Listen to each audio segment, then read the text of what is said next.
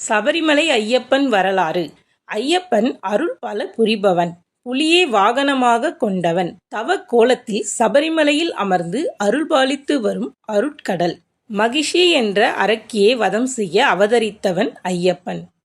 கேரளாவில் பந்தல மகாராஜா குழந்தை இல்லாமல் மனம் வருந்தி வந்தார். அந்த சமயத்தில் மகிஷி என்ற அரக்கி ரிஷிகளை துன்புறுத்தி வந்தாள். அவர்களுக்கு உதவ சிவனுக்கும் விஷ்ணுவுக்கும் பிறந்தவர்தான் ஐயப்பன். விஷ்ணு மோகினியாக மாற சிவனுக்கும் விஷ்ணுவுக்கும் ஐயப்பன் பிறந்தார். குழந்தையாக பிறந்த ஐயப்பனை மரத்திற்கு அடியில் விட்டுவிட்டு சென்று விட்டனர் அரியும் விஷ்ணுவும். தெய்வ செயல்கள் அனைத்திற்குமே ஒரு காரணம் உண்டல்லவா? பக்திமானான பந்தல மகாராஜாவின் பிள்ளையில்லா குறையை தீர்க்கவே பரந்தாமனும் பரம்பொருளும் குழந்தையை அங்கே விட்டு சென்றனர். வேட்டைக்கு வந்த பந்தல மன்னன் குழந்தையின் அழுகுரல் கேட்டான். எங்கு குழந்தை அழுகிறது என பதைபதைத்து தேடி மரத்தடியில் ஜொலிக்கும் தேஜசுடன் குழந்தை ஐயப்பனை கண்டான். ஆண்டவா, என் குழந்தையில்லா குறை தீர்க்கவே இந்த குழந்தை இங்கு இருக்கிறதா என மகிழ்ந்து அந்த குழந்தையை அரண்மனைக்கு கொண்டு சென்றான். அரசியும் மட்டில்லா மகிழ்ச்சி அடைந்தாள். இருவரும் இறைவனுக்கு நன்றி செலுத்தினர்.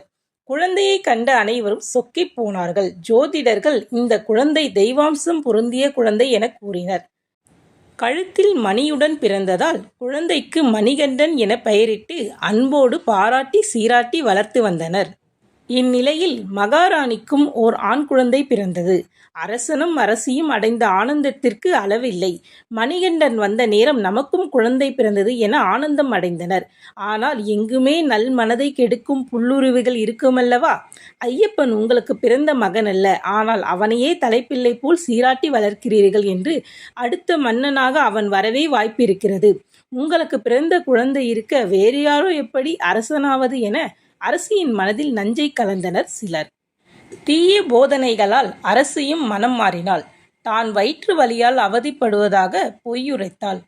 அரசவை வைத்தியரை புலிப்பால் குடித்தால் மட்டுமே தன் வயிற்று வலி தீரும் என கூற வைத்தாள். ஐயப்பன் அறிய மாட்டானா உண்மையை? தாய்க்கு புலிப்பால் கொண்டு வர காடு நோக்கி புறப்பட்டான். வழியில் அரக்கி மகிஷி ஐயப்பனை தடுத்தாள். வில்லெடுத்தான் வில்லாளி வீரன். வதம் செய்தான் மகிஷியை. அவன் அவதார மகிமை பூர்த்தி பெற்றது. தேவர்கள் பூமாறி பொழிந்தனர். இந்திரனே புலியாக மாற மற்ற தேவர்கள் புலியாக புடைசூழ புலிமேல் ஏறி நாடு சென்றான் ஐயப்பன். புலிமேல் வந்த மணிகண்டனை